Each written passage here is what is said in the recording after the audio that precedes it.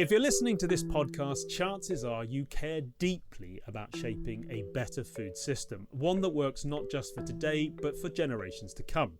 The kind that agri-food is helping to build every day through groundbreaking projects across Europe and beyond.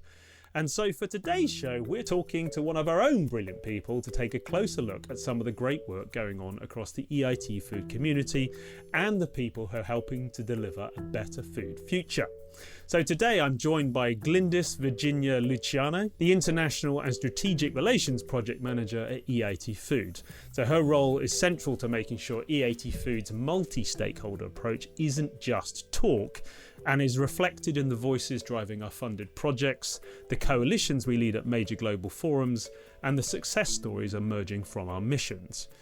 And before joining us here at agri-food, Glindys worked with YPARD, an international movement connecting and empowering youth in agri-food systems, and Youngo, the official youth and child constituency of United Nations Framework Convention on Climate Change.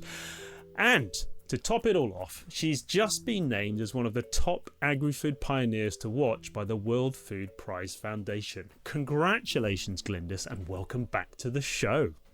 Thank you so much, Matt. It's such a pleasure to be here, and thank you for such a wonderful introduction. Well, the pleasure's all mine, and what an incredible CV. And yeah, I'm kind of always slightly inspired and a tiny bit depressed by the fact that somebody probably half my age has already achieved more in their life than I already have. So where did it all start for you? You know, what kind of got you into this path? That's such a great question, because I think about that all the time. I kind of decided at the age of 14 that I wanted to be in the global policy space. At the age of 14? Exactly, yes. Wow, okay. That's where I went wrong, I think. Okay, got it.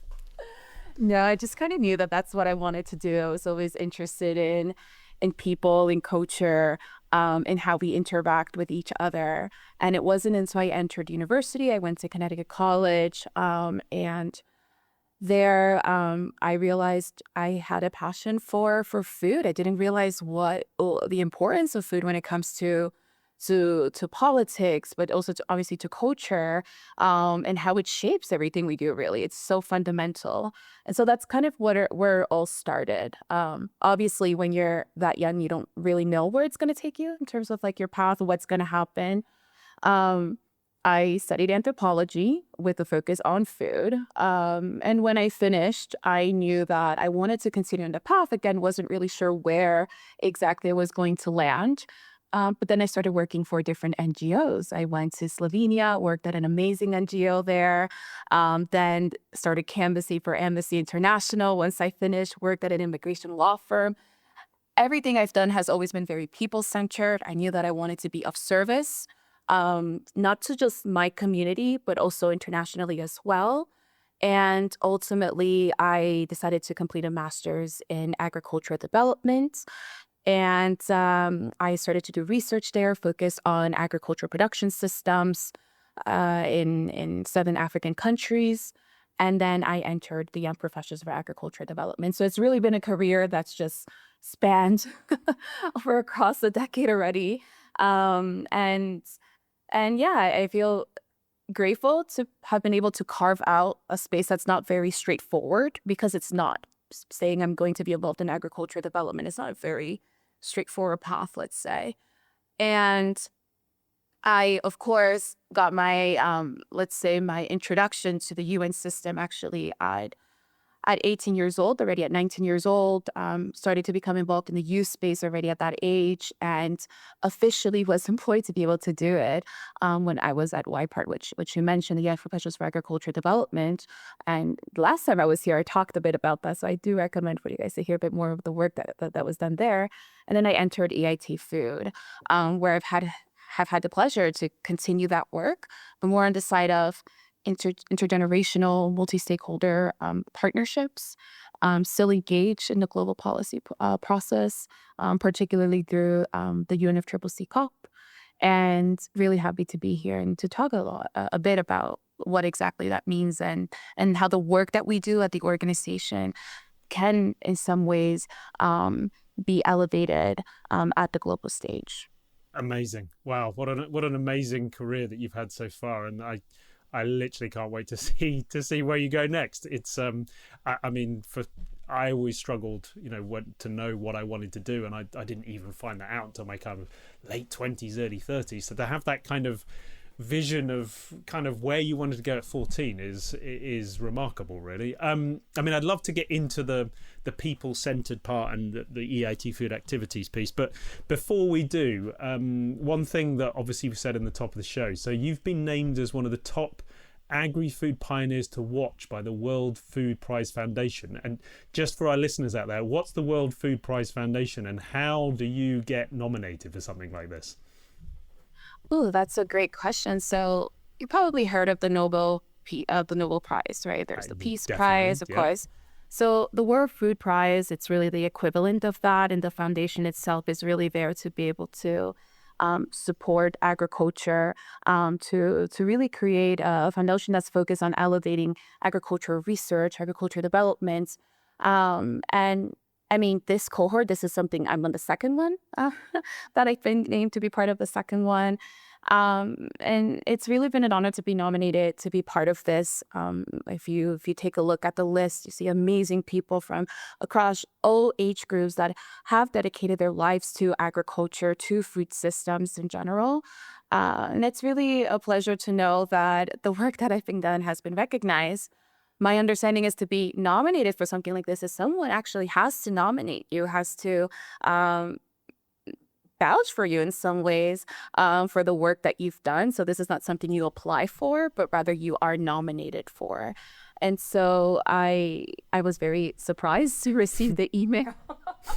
I bet. Yeah. It's not every day that happens.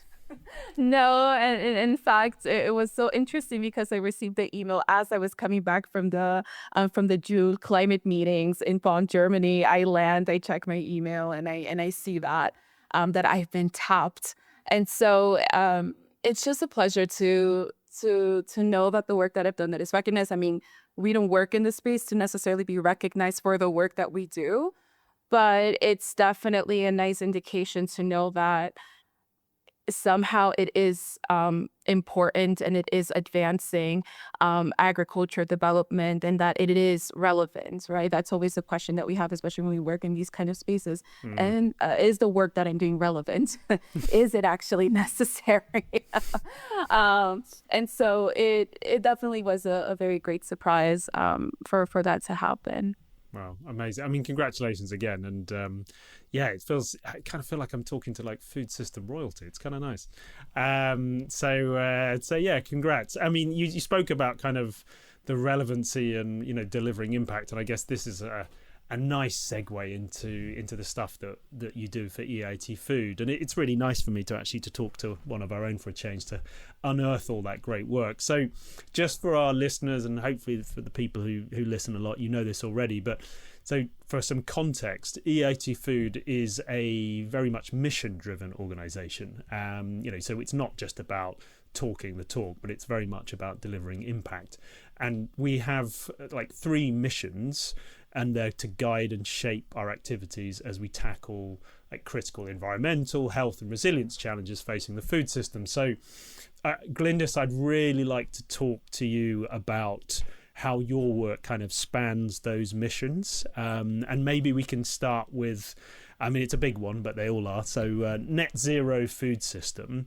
So when we talk about a net zero future, so often you hear from the kind of the big giants in the food system, rightly or wrongly. But I'm interested from your perspective, what role do the likes of farmers, frontline communities, and young people play in kind of co-designing food system solutions? And do you think it's enough, or is there work still to be done? There's always work to be done. Of course. If let's be realistic, I'm definitely an optimistic person, and I do think that there's we're moving towards a direction. Whether it's the 100% complete direction, that's something that's debated. But if the central role that youth, women, and frontline communities play in farmers, I mean, of course, it's incredibly important. It is central, and it cannot be done without those that, we call them the most vulnerable communities or people in vulnerable situations. Um, they are co-designing solutions. They are already involved in the space. I think it's a matter of whether those solutions are being scaled, if they're receiving, let's say, the financial piece or the investment support that is needed to scale. But those solutions are happening. And I'm talking about at the ground, actual solutions, let's say, to support net zero and perhaps even beyond that as well. That's already happening. Now, obviously, what happens on the ground, and we see that in our work as well here at EIT Food, right? There's amazing work that's happening on the ground. People are moving forward with solutions. And that's the amazing thing about innovation in the first place, that you can move rapidly. And there's so many changes that can happen overnight, really. And we're seeing that, with AI and all of these different things. But when we're going back into, the part where I'm involved in, which is more the policy aspect or the policy piece or these processes, of course, it's a lot slower.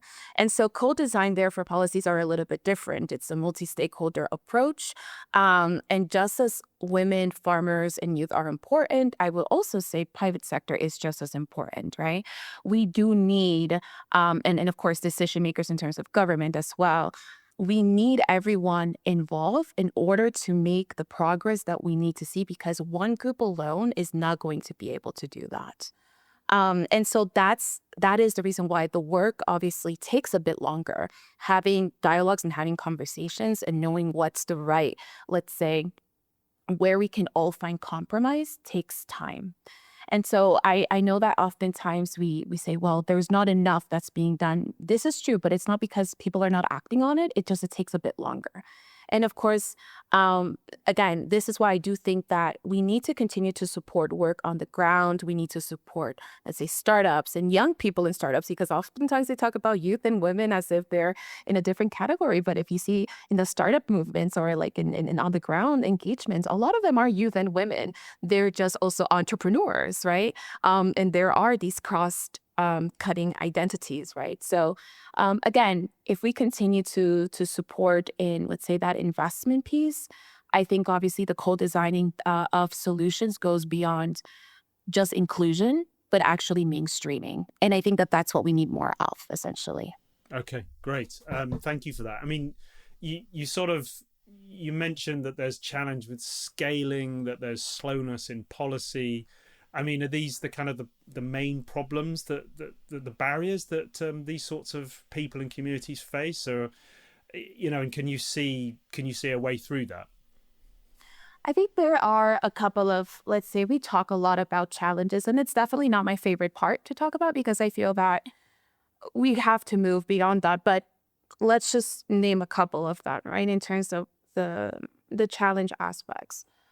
Of course, it's finance, right? That is one big part of it. If you don't have funding to be able to support and let's say, scale up and kind of increase your engagement or like scale the projects that you're doing, that's obviously going to be an issue. But then there's also the part of even being heard, right? The agency that you may have, let's say, as a woman, as a rural woman, let's say, or as a youth, being recognized as a solution maker and not being just a beneficiary. And I think that, and I guess the challenge here is that I want to come to is the narrative piece. There's still a lot of work to be done around narrative.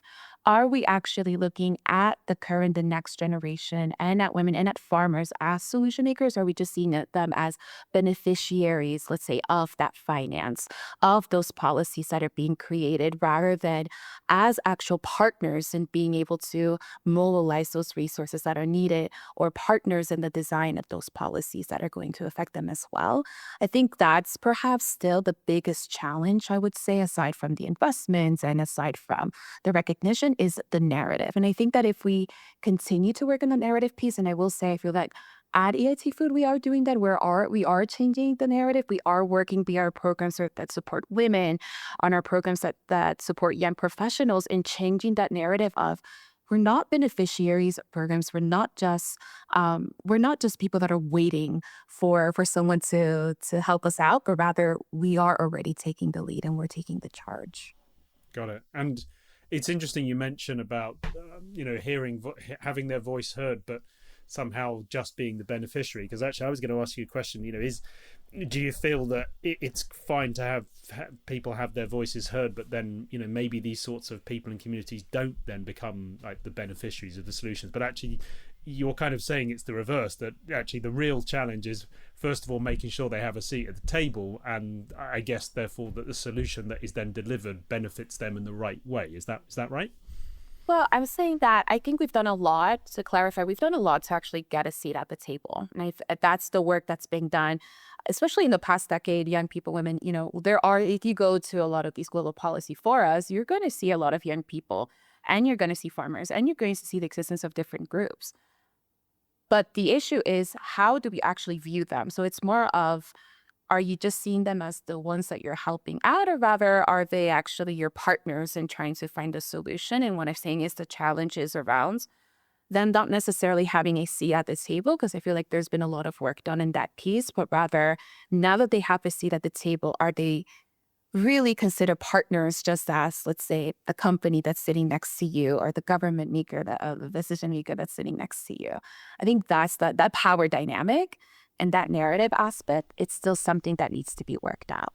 I see. Okay. And from what you're saying, I suppose this is why that whole piece around partnership is so important to you in the work that you do, right? Because you feel that unless you have that, you're just not going to get the right outcomes. Exactly. And I mean, again, as I mentioned at the beginning, I am big on collaboration. I think that really is the way to move forward. I think it's not just about connecting people, but really, what does that connection mean? What can be, in making those connections, what solutions and ideas you can get out of it to actually be able to tackle those challenges from a perspective of, well, what can be a challenge, how can we turn it into an opportunity, right, with the right people in the room? And that's been such an integral part of the work, and why also I really appreciate the work of EIT Food, because that's a big part of what we do as well. For connecting people in agri-food systems, we are seeing challenges. Okay, yeah, there's a challenge, but who can we actually combine together to provide the solution to that and to work on it together, and to say, well, it's difficult, but we can create the space to be able to find those solutions together. Yeah, no, absolutely. I mean, I've always thought and found actually that when you kind of put people together who are really trying to work together for what is effectively the same outcome, particularly like net zero food system, for example, that's kind of where the magic happens. And so I fully agree with you on that. And I guess in that, I mean, have you seen, or have you been working on any great examples of this kind of cross-sector, multi-stakeholder collaboration that's actually really helping scale climate action in food systems? You mentioned you had a few examples earlier, but maybe you can throw some at us. Yeah, absolutely. So for those that don't know, as you mentioned earlier, we are engaged in specifically the UNFCCC, what's called a climate COP. That's a meeting that happens every year. It's the largest climate meeting in the world, where decision makers come together, where countries, parties, member states come together to essentially talk about climate, to find solutions and find compromises when it comes to how to tackle the climate crisis as a global community. And within that, over the past years, we have really focused on getting food and agriculture into the climate agenda, because agriculture, as we know, it emits 30% of greenhouse gases, comes from agriculture. We know that statistic. It's really everywhere. But we're not necessarily just a problem, but we can also be a solution. So that's been kind of like the focus around it. Within that, we've been essentially bringing the food systems community together through the engagement of pavilions. Specifically, we have the Action on Food Hub, which is a multi-stakeholder platform that engages in COP in what's called the blue zone, so where the negotiations happen. And really, we work with actors from across the entire value chain, essentially, in food and agriculture. So that means obviously we have research institutions, we have intergovernmental organizations, private sector, and we really have taken up the role of convening just because we know that we've done that so well in our scale here in the European region, but really bringing those actors together for creating partnerships. So it's not just about going to this event and coming all together, but it's rather we started in COP27. And over the past couple of years, we have seen how through that engagement, we've been able to leverage some of those partners together and create projects and initiatives actually to really bring solutions then to decision makers and say, well, this is what's already happening. This is what we can do. And this is how we can support you as well.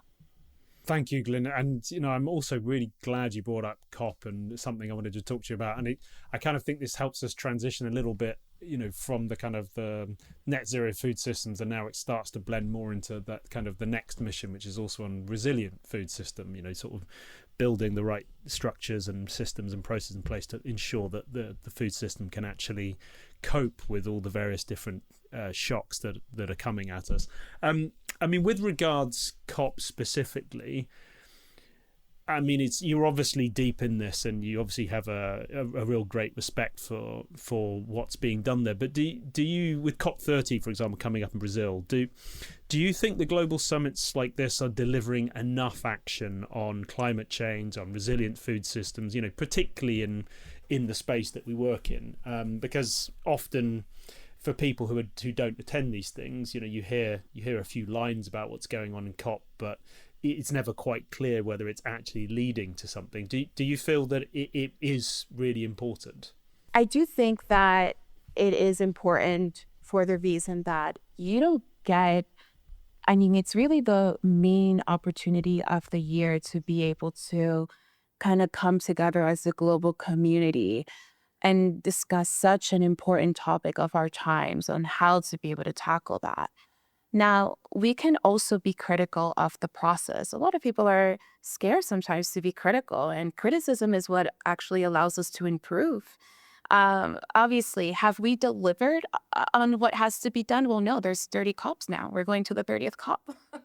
So obviously, we haven't reached an agreement. There hasn't been, right? Even since the Paris Agreement, we're not necessarily on target either. And so I do think, however, though, that it is the space in which we come to as a global community to say, well, this is still urgent. We're not letting it go. We're not letting the matter go. This is not something that disappears. Now, with COP30, it is, I think it's just going to be such an important COP for the reason that, number one, it will be taking place in the Amazon, essentially in Belém. That is such, and I know that that's also one of the reasons why it was chosen. We're literally going to be in the lungs of the world, of the planet, the Amazon. And I think that sometimes, especially those of us that work in the space, we might not often, while we work with people on the ground, we might sometimes disassociate a bit in terms of the people that we're serving and why we're doing what we're doing. But we're going to be in the middle of the Amazon. We're going to see actually the direct effects, for example, of the agriculture industry, of agribusinesses, of the different industries at the heart of it. And I think that that's actually very important. I think we need to bring that into focus.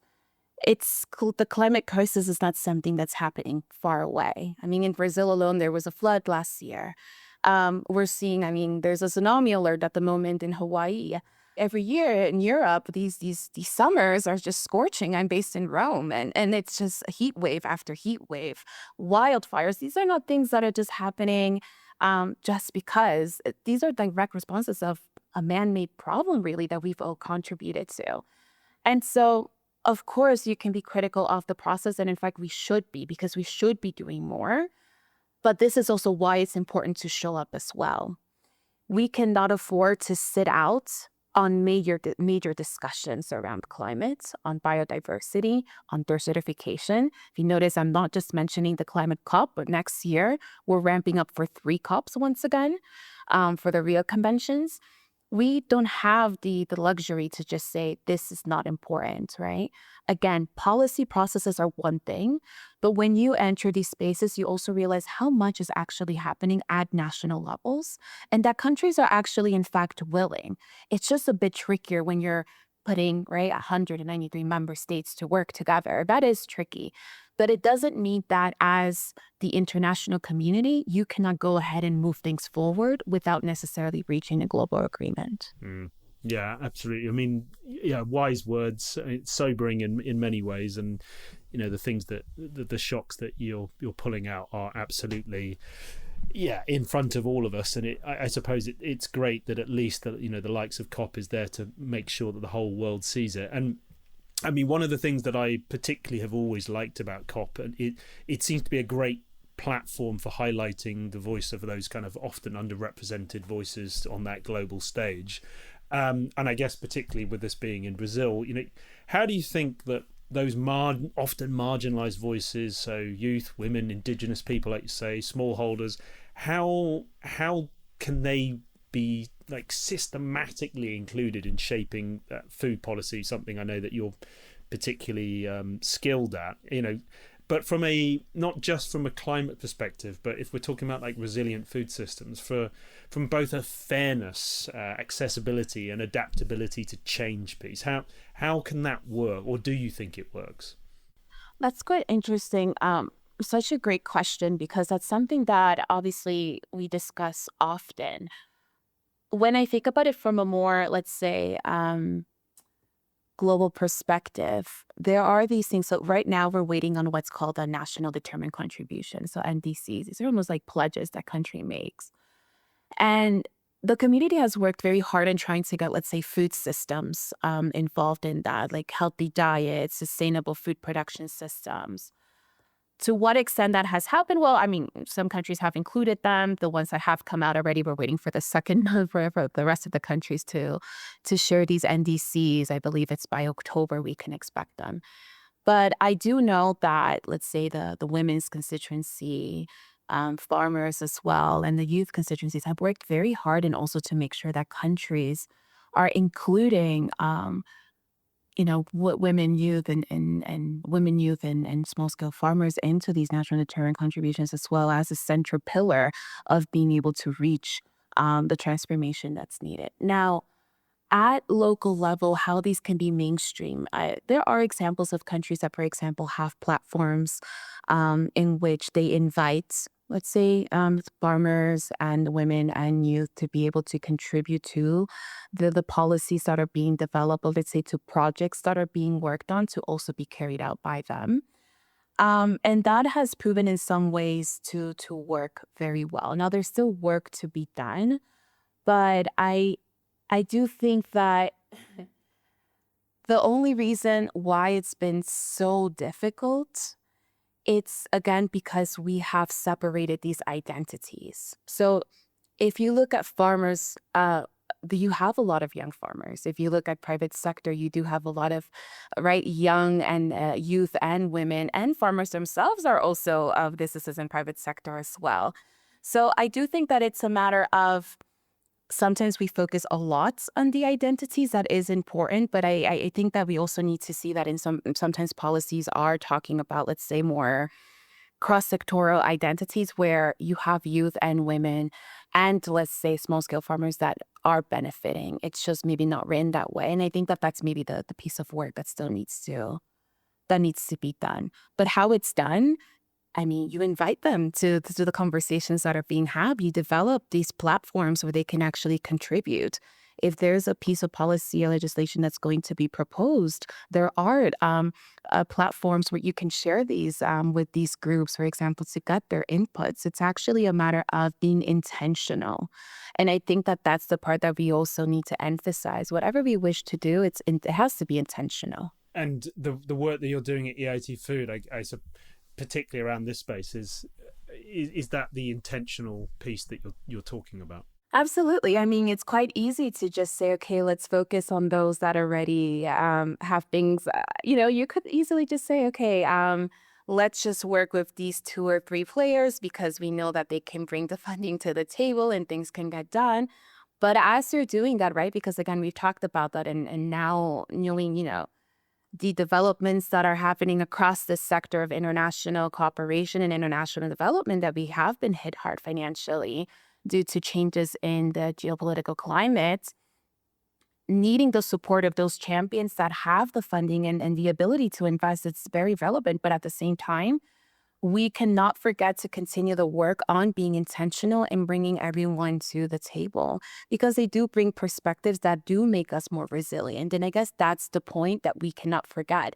Those that are on the ground obviously understand what's lacking, what's the problem, what's needed to actually be more resilient.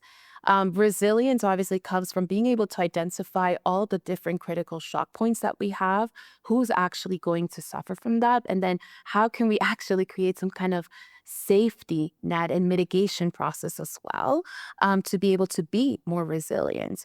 We are not going to have a resilient food systems if we don't get the perspective of our women, for example, of those small scale farmers, of those young people that, for example, want to start, let's say, entrepreneurial activities themselves. We need those perspectives to be able to be stronger. And I think that's the part where sometimes we forget. We think that if we, with just technology alone, sometimes there's a narrative that with just technologies alone or forecasting or just data, we're going to be able to be more resilient. And that is a part of it that is very important. But understanding other aspects, because we don't live in just we talk about the value chain, but in reality, we are a web more than anything. If we don't include all those pieces of the web, we are going to have some holes that will not make us as resilient as we could have been if we were intentional about including everyone. Yes, indeed. And, you talk about the holes, and, I think you mentioned it as well, but we're sort of dancing around the issue of sort of the instability in the world at the moment, the geopolitics, like we said before, climate change in the news, and seeing those shocks everywhere. I mean, from your perspective, what lessons do you think we've learned from all of this? Because I mean, I guess it's very easy to look at everything and feel quite depressed about it. I mean, and I think there's a certain fatalism that goes with that thinking, but there's always positivity to it and there's always hope. So can you pull out any lessons either that you've seen or that you've specifically been involved in with around this instability, which is actually therefore helping build more resilient food supply chains in Europe and globally? Absolutely. So you are right that it might feel like doom and gloom during this period. And the truth is, yes, this is true. In many ways, there is doom and gloom. We cannot deny that. But I think that the other part is, I think we need to, and you mentioned that the concept of adaptability. I think we somehow in this time, and I guess that's something I also think about, we kind of have to split ourselves a bit, meaning we need to continue to build the momentum of the work that's been happening on the ground and the innovations that we're able to move forward with, finding those champions and those points, those entry points that actually allow us to collaborate, and to continue to move that forward, because that doesn't necessarily have to change regardless of the doom and gloom. But then for the other part, I think from the other side at the same time, while we're doing that, we need to continue to plug into what's happening in policy wise, what's happening globally, and to stay aware, to see what's going on, um, and to continue to view things. If this is a problem, what is the solution that I can bring forth? Who can I actually connect with? Who's doing amazing work that's trying to tackle this specific issue? Who is someone that perhaps I never thought of that could have been part of the solution, but is? And I think that now we're not in a moment of just doom and gloom. I think it's also a moment of rebirth and transformation as well. Scarcity is the mother of inventions. And while we may be, while we may actually be feeling like we're going through a moment of scarcity, perhaps also from the other caveat, what I think of, what if this is the moment that we actually now really have an opportunity to rethink the way we've been doing things? Because obviously what we're seeing is that a lot of the changes that have been going on, specifically, I'm talking about, aid being reconsidered, aid being pulled out of projects, just completely disappearing that are really important. What if this is a moment to reconsider what actually is resilience? Number one. Were the projects that were there still really relevant? Was there another way that we can bring that forward? Who can actually support us and perhaps um, not just close the gap, because of course that's important, but rather look beyond the gaps, right? Create something new. So again, yes, doom and gloom. Yes, continuing to follow the process and understanding what's happening. At the same time, um, what's the transformation that we can contribute to during these times of instability? Yeah, I really love the way you've kind of turned that on its head. It's seeing it as that kind of time for transformation. And, to what I'm taking from this is actually this could be a really great time for driving greater efficiencies in the things that we do, pushing more people together who were maybe not collaborating as well as they could have done or needed to be introduced to each other. They really this is the time where they have to work together on solutions to drive that resilience. Is that fair? Absolutely. And yesterday, as I've attended the UNFSS plus 4 stock take here in Addis, and the wonderful Amina Mohammed mentioned something that I just stuck with me, which is the problems that we have are man-made, which means the solutions and the decisions and the policy are also man-made. And so that there's a lot of power to that. Oftentimes we feel that our power has been taken and stripped for us, but in fact, if we see a lot of things are man-made, which means that we also need humans and man-made solutions as well to these problems. And I think that we can take inspiration in that and to think about those things during these really tough times. Yeah. Yes, I love it. Really good, wise words. And for our listeners there, Glindys just slipped in the fact that she's actually in Ethiopia at the moment as well. So she's fighting the good fight in all the right places. So it's great to hear. Glindys, just look briefly talking about our final mission that we have at EIT Food around food for health, and particularly again leaning back into your kind of skill set around partnerships.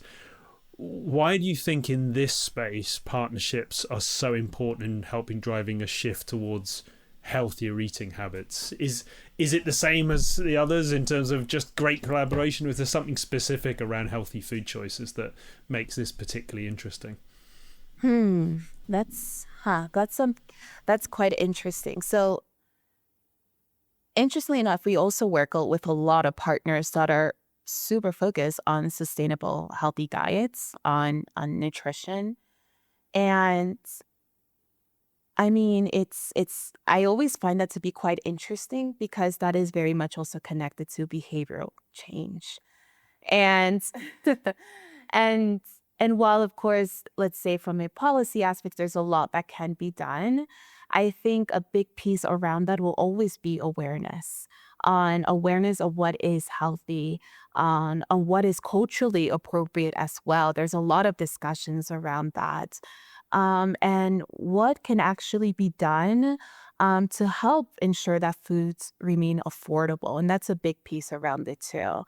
Um, Sometimes we act as though consumers 100% have a choice on what's available, but working in this space, we know that this is not necessarily true. Your availability of certain food choices are not really just up to you. They're not necessarily just up to whether you want them or not, but they are on, depending on where you live, on where you're at, and what do you actually have available. And so and also on the affordability aspect as well. And again, those are things that are related to policy. And so again, finding the right partners that are working on those things where that's their areas of expertise, trying to make that, trying to increase that awareness on food. Again, it's not something that you just consume for the sake of consuming to stay alive, but it is related to health. It is related on your future population as well, in terms of what are the health outcomes in your country, of your population, but more specifically on the longer terms. What is the investments? If you have a healthy population, they're probably going to do much better in school. They're obviously going to be able to, let's say, be more innovative because they're not thinking about the fact that they're going hungry or anything like this. So it's obviously a big part where we need to continue again. And I'm going to always just say this, see these things not just as where something you pour money into, but it is an investment for the future of citizens. So again, collaboration is a big part of that, but I think more so being clear on what are the main causes of this. This is not just, a consumer issue. This is actually a broader issue that needs to be tackled, and it's a bit of a difficult piece of work. But I have really enjoyed seeing the work that EIT Food has done in terms of, working on that education piece, because it is very important, and the awareness piece on what you can do with the choices that you do have available. And from the work that I've done is in working with partners on trying to influence, at least with those partners that we have, on the larger issues, right? So I think there's a couple of pieces there of work. It's not necessarily my area of expertise, but I think that this is where, you bring the physicians, the nutritionists, and those working in those, health ministries as well, to come together. And that's the part, of course, that we are able to do to kind of tackle this specific part. For sure. As I say, you get the right people in the room, and that's where the magic happens. Yeah, it's great to hear, Glindys, and I appreciate this. This maybe isn't quite the area that you work in, but again, that consistency around partnerships is obviously key.